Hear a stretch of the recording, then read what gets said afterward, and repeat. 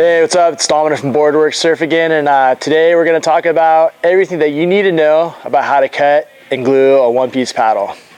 First, we're going to talk about determining the length of your paddle. There's a few ways to determine the length of your paddle. One of the ways, I know I'm 6 feet, so generally you can have your paddle 6 to 9 inches above your height. So I'll say make it easy, 80 inches, so I can just cut my paddle 80 inches from the top of the handle to the bottom of the blade. Another easy way to determine the length of your paddle is a generous shaka from the top of your head to the top of the paddle handle. Another thing that you want to keep in mind when you're determining the length of your paddle is the type of board that you're riding. If you're riding a board that's thinner, it's going to sit a little bit lower in the water. Your paddle can be shorter. If you're riding a board that's going to be a little bit thicker, that sits higher in the water, you can make your paddle just a little bit longer for ease of catch. After you've measured your paddle and determined where your cut's going to be, there's two easy ways to cut down your paddle. You can either use a hacksaw or a chop saw works great as well.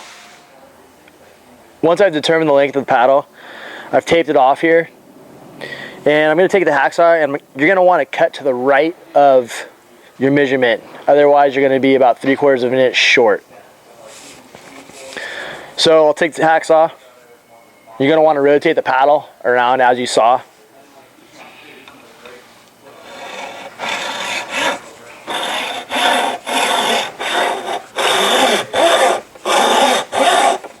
The reason that we put the tape on there is it's going to give you a straight guide while you're cutting with the saw.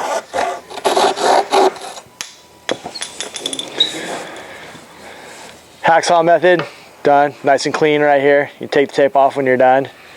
When you're done cutting your paddle, you want to take a small piece of sandpaper, you want to bevel the edges. And then when you're done beveling the edges, you want to go on the inside, sand that, rough that up so the epoxy will adhere a little bit better. All right, next we're going to show you how to cut your paddle with a chop saw. We're using a metal cutting blade rather than a wood blade. Same thing, once you've determined your length, we use a piece of tape. You want to cut to the right of the tape. Obviously with the chop saw you get a pretty straight line here.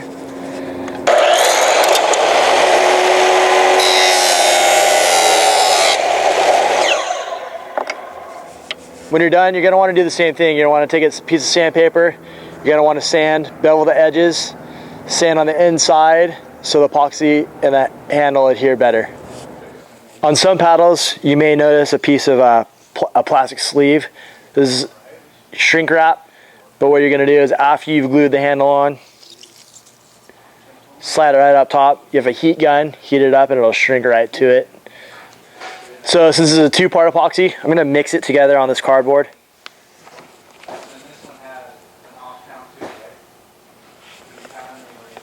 You don't need to use a whole lot, maybe a decent sized glob is good. Using the end of a plastic knife, you can use any stick to mix this in and apply it to your handle. So first I'm going to apply the epoxy to the inside.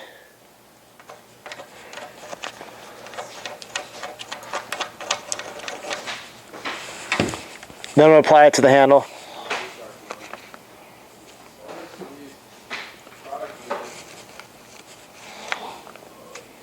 So remember, when you're applying the handle, you want to make sure that the butt is facing in, so essentially these are going to match up.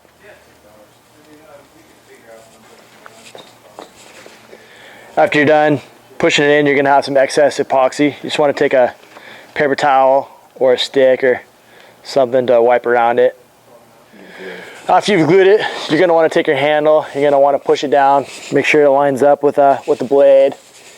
Another way to do it is you can make sure the T lines up, eyeball it with the blade, and then keep wiping the excess if you have any. So what I like to do is I like to tape this off.